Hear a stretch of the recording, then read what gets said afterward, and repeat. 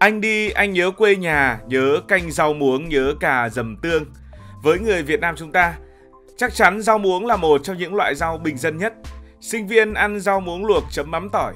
Công nhân đi ăn quán cơm bình dân thì kiểu gì cũng có món rau muống xào tỏi. Thậm chí nhà hàng sang trọng thì vẫn thấy rau muống xuất hiện một cách bình thường. Ở Việt Nam, rau muống gần như là biểu tượng của sự rẻ, dễ trồng, thân thuộc đến mức đôi khi không được quá coi trọng. Nhưng ở Nhật Bản, đất nước của sushi, của sashimi và những cửa hàng tiện lợi 24/7, rau muống lại trở thành một loại rau quý tộc. Một bó rau muống nhỏ xíu, giá có thể lên đến cả 100.000 tiền Việt. Nghe mà giật mình, bởi ở Việt Nam với số tiền đó, bạn có thể mua được cả rổ rau, ăn nguyên một tuần chưa hết. Vậy tại sao lại có nghịch lý như vậy? Tại sao rau muống, thứ rau quốc dân của người Việt, lại trở thành hàng xa xỉ ở xứ hoa anh đào? Ở Việt Nam, rau muống được trồng từ Bắc đến Nam, hầu như nơi nào cũng có những mảnh ruộng, có nước, đó là nơi rau muống sống. Nó ưa nắng, ưa ẩm, càng nóng càng tốt. Thế nên ở Việt Nam, nhà nào cũng có ruộng rau muống hoặc là trồng rau muống ở một chỗ nào đấy xung quanh nhà. Rau muống lớn nhanh, 2-3 tuần là cắt được, cắt xong lại mọc tiếp, chẳng cần phân bón cầu kỳ. Chính vì dễ trồng, dễ ăn nên rau muống gắn liền với hình ảnh người dân lao động, với bữa cơm bình dị. Anh đi, anh nhớ quê nhà, nhớ canh rau muống, nhớ cà dầm tương. Thế nhưng khi bước ra khỏi Việt Nam, rau muống lại thay đổi số phận của mình. Ở Nhật, muốn có rau muống, bạn không thể chạy ra chợ mua một bó to đùng với giá một vài nghìn như ở Việt Nam, mà phải lặn lội tới siêu thị châu Á hoặc những cửa hàng chuyên bán thực phẩm Việt Nam. Và ở đó, rau muống được bán như hàng hiếm. Bó thì nhỏ, giá thì cao và được gói cẩn thận. Cái cảm giác nó giống như bạn ở Việt Nam đi mua nho Mỹ, táo New Zealand, rất là xa xỉ. Ít khi mua nhưng thỉnh thoảng vẫn cố gắng mua để thỏa nỗi nhớ. Lý do đầu tiên khiến rau muống trở nên đắt đỏ ở Nhật chính là trời đất không cho phép. Rau muống là cây nhiệt đới, thích nóng ẩm. Nhật Bản thì ngược lại, Nhật Bản có khí hậu ôn đới. Mùa đông lạnh cắt da cắt thịt, nhiều nơi âm độ, tuyết phủ trắng xóa. Trong điều kiện như vậy, nếu đem rau muống trồng ngoài ruộng thì xác định là không thể lên nổi. Nó không chịu được lạnh, càng không thể mọc sữa tuyết. Vậy làm thế nào? Muốn trồng rau muống ở Nhật, người ta phải xây dựng nhà kính, lắp hệ thống sưởi ấm, chiếu đèn UV, kiểm soát độ ẩm. Nghĩa là biến rau muống thành một loại cây VIP được nuôi dưỡng trong môi trường nhân tạo.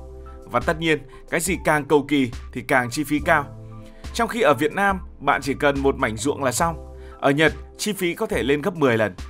Nói cách khác, để có được một bó rau muống ở Tokyo, người ta phải bỏ ra chi phí như là nuôi rau hữu cơ cao cấp ở Việt Nam. Nhiều người Việt Nam sống ở Nhật thường đặt câu hỏi: vậy Việt Nam thừa rau muống, mỗi ngày xuất cảng đủ loại rau củ, sao không xuất luôn rau muống sang Nhật Bản để bà con mình có cái mà ăn, vừa rẻ vừa ngon? Nghe qua thì rất hợp lý, nhưng thực tế lại không hề dễ dàng. Nhật Bản vốn nổi tiếng là một trong những nước khắt khe nhất thế giới về kiểm dịch thực vật. Lý do là họ cực kỳ sợ bất kỳ loài sâu bệnh, vi khuẩn hay nấm mốc nào từ nước ngoài theo rau quả ngập tràn vào. Chỉ cần lọt một con sâu lạ, nó có thể phá hoại cả mùa màng của người Nhật. Nhật Bản là đất nước có nền nông nghiệp tuy công nghệ cao nhưng diện tích đất canh tác là ít ỏi, chiếm chưa tới 12% lãnh thổ. Thế nên họ càng cảnh giác, coi rau củ nhập khẩu giống như ngòi nổ tiềm tàng, đe dọa đến an ninh lương thực. Chính vì thế, nếu muốn đưa rau muống từ Việt Nam sang Nhật Bản mà lại là rau muống tươi, thì lô hàng đó phải trải qua một loạt những công đoạn rườm rà.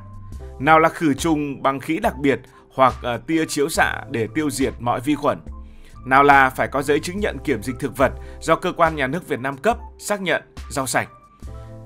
Khi đến Nhật Bản thì lại phải kiểm tra lại, hải quan có thể soi chiếu từng thùng hàng, lấy mẫu.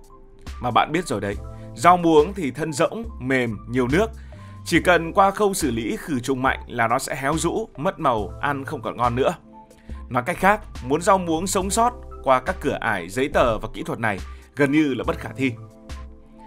Ngay cả khi có thể nhập rau muống thì việc vận chuyển cũng cực kỳ khó khăn. Nếu để lâu ngoài không khí, nó nhanh chóng mất màu xanh, trở nên nhũn và mất ngon. Muốn vận chuyển từ Việt Nam sang Nhật Bản, người ta phải dùng máy bay hoặc container đông lạnh đặc biệt. Thời gian vận chuyển phải cực nhanh để đảm bảo rau củ còn tươi. Tất cả những chi phí này cộng lại khiến giá rau muống đội lên cao ngất ngưởng. Vậy nên, khi bó rau muống tới tay khách hàng ở Tokyo, giá cao gấp cả chục lần so với Việt Nam, đó là chuyện rất bình thường. Một cách khác đó là xuất khẩu hạt giống rau muống. cái này nhẹ, dễ kiểm soát, ít nguy cơ gây hại. Người Việt ở Nhật sẽ mua hạt về tự trồng trong vườn nhà hoặc trong chậu nhỏ. Nhưng như mình đã phân tích, khí hậu ở Nhật không thuận lợi. Muốn rau sống khỏe phải trồng trong nhà kính, phải có ánh sáng nhân tạo, phải kiểm soát nhiệt độ, chi phí đội lên cao, sản lượng thì ít, nên cuối cùng rau muống ngoài chợ Nhật vẫn cực hiếm. Chính vì cái hiếm này, rau muống tự nhiên trở thành hàng đắt đỏ. Người bán không cần làm gì nhiều, chỉ cần treo biển rau muống tươi, đặc sản Việt Nam là bà con người Việt sẵn sàng chi tiền, bởi vì cái họ mua không chỉ là bó rau mà họ mua cả hương vị của quê hương, nỗi nhớ quê hương và đĩa rau muống xào tỏi thơm nức, đậm mùi Việt Nam. Một nguyên nhân nữa khiến rau muống lên giá ở bên Nhật Bản là do không phải người Nhật nào cũng ăn rau muống. Người Nhật quen với cải thảo, cải bó xôi, cải bắp, cải củ.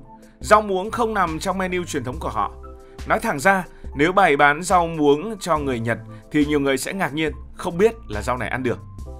Trong khi đó, cộng đồng người Việt Nam tại Nhật hiện tại đã hơn nửa triệu người, đông thứ nhì trong các cộng đồng người nước ngoài, chỉ sau Trung Quốc, lại cực kỳ thèm rau muống. Với chúng ta, rau muống không chỉ là đồ ăn mà còn là ký ức tuổi thơ, là bữa cơm quê nhà. Người xa quê mà thèm món cũ thì kiểu gì cũng cố gắng mua cho bằng được dù giá cao. Đây chính là điều khiến rau muống ở Nhật không bao giờ bị ế. Ngược lại, càng hiếm lại càng hot. Hãy thử hình dung, ở Việt Nam chỉ vài nghìn đồng là bạn đã có ngay một bó rau muống to. Nhưng ở Nhật, bó rau muống giá lên đến cả 100.000 đồng. Với số tiền đó ở Việt Nam, bạn có thể đi ăn phở, ăn bún, ăn thịt, ăn cá. Còn ở Nhật, số tiền đó đổi được vài cọng rau muống. Ăn xong chỉ thấy thêm nhớ quê hương. Có nhiều du học sinh Việt Nam kể lại, lần đầu tiên đi chợ Việt ở Nhật, nhìn thấy rau muống, cầm lên rồi đặt xuống do dự mãi. Sau cùng vẫn mua, dù đắt bởi vì thèm quá. Khi về đến nhà, luộc một đĩa rau muống, chấm nước mắm tỏi ớt thì cảm giác như đang được ngồi ở quê hương. Thực ra, rau muống đắt ở Nhật cũng giống nhiều món quê hương khác khi ra nước ngoài. Bún, phở, mắm tôm, cá kho ra khỏi Việt Nam đều trở thành những đặc sản xa xỉ. Nhưng rau muống có điểm đặc biệt, nó vốn quá bình dân ở quê nhà đến mức đôi khi bị coi thường, vậy mà khi bước sang Nhật lại hóa thành sang chảnh.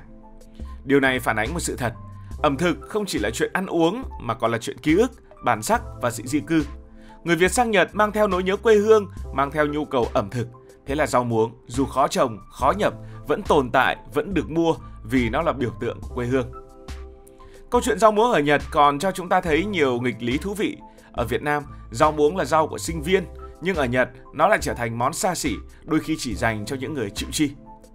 Có thể nói rau muống chính là tấm gương phản chiếu cho sự khác biệt giữa hai nền kinh tế, hai nền văn hóa. Một loại rau rẻ ở nơi này nhưng lại trở thành hàng hiếm ở nơi khác. Và điều đó khiến người ta thêm trân trọng hơn những món ăn quen thuộc trong bữa cơm gia đình. Tóm lại, rau muống ở Nhật đắt vì nhiều lý do. Khí hậu không phù hợp, luật nhập khẩu khắt khe, chi phí trồng trọt và vận chuyển cao. Cộng đồng người Việt thèm khát món ăn quê hương, trong khi người Nhật thì không ăn nhiều. Tất cả tạo ra một cơn khát rau muống đặc biệt, khiến loại rau bình dân này trở thành hàng quý tộc tại Nhật Bản. Cảm ơn vì đã quan tâm theo dõi câu chuyện này. Nếu cảm thấy thú vị, bạn có thể nhấn nút đăng ký kênh, bật chuông thông báo và chia sẻ. Còn bây giờ thì xin được nói lời chào tạm biệt.